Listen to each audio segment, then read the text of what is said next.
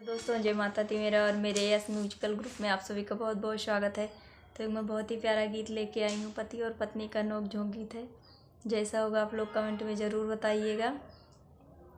हम जाबे नैहरवा हमार सैया, हम जाबे नैहरवा हमार सैया, हमार सैया हो हमार सैया, हमार सैया हो हमार सैया, हम जाबे नैहरवा हमार सैया, हम जाबे नैहरवा हमार सैया।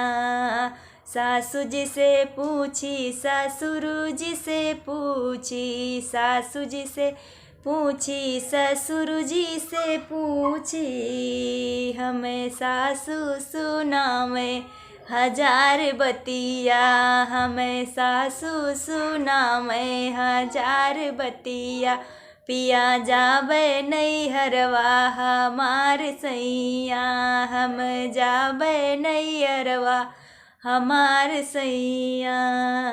जेठ जी से पूछी जेठानी जी से पूछी, जेठ जी से पूछी जेठानी जी से पूछी, हमरी जेठनी जलावे अलग चूल्हवा, हमरी जेठनी जलावे अलग चूल्हवा, हम जाबे नैहरवा हमार सैया, हम जाबे नैहरवा हमार सैया।